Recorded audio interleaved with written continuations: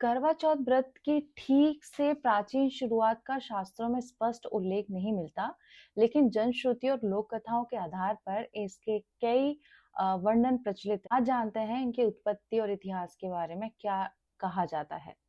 करवा शब्द करक माना जाता है, जो मिट्टी के पात्र को दर्शाता है, और चौथ का अर्थ है चतुर्थी तिथि। उत्तर भारत की महिलाएं इस व्रत को कार्तिक मास के कृष्ण पक्ष की चतुर्थी तिथि, कुछ लोगों की धारणाएं कहती हैं कि ये व्रत राजपूत महिलाएं युद्धों के समय अपने पति की लंबी आयु के लिए रखती थीं, जब पुरुष अनेक दिनों तक घर से दूर रहते थे। एक अन्य मान्यता ये है कि ये व्रत कृषि वर्ष की शुरुआत से ही जुड़ा हो सकता है, क्योंकि उस समय महिलाएं अपने परिवार की समृद्धि व सुरक्षा की कामना करती थी। लेकिन ये केवल अनुमान, लोक कथाएं हैं, शास्त्रों में स्पष्ट काल या आरंभ नहीं मिलता। सबसे पहले एक कथा है वीरावती की कथा। एक सुंदरी नाम की एक वीरावती थी, जिसकी शादी हुई थी। अपने पहले करवा चौथ पर उसने पूरे दिन व्रत रखा। जब शाम को चांद निकलने का समय आया, तो उसकी तड़प और प्यास देखकर उसके सातों भाई उसे चांद निकलने का देते हैं भ्रम करवा पत्तों या किसी वस्तु का प्रतिबिंब दिखाकर उसे ये कह दिया कि चांद निकल गया। वीरावती ने भ्रम में व्रत तोड़ दिया। कुछ समय उसे पता चला कि उसके पति की मृत्यु हो गई है।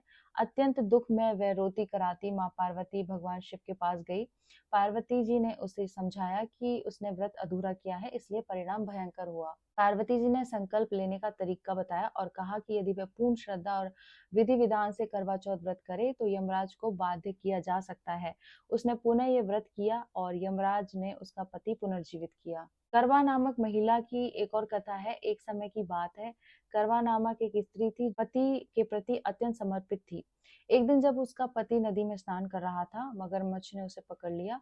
करवा तुरंत वहां पहुंची और उसने उस मगरमच्छ को रत्ती भर भय नहीं दिखाया, बल्कि कच्चे धागे से बांध दिया।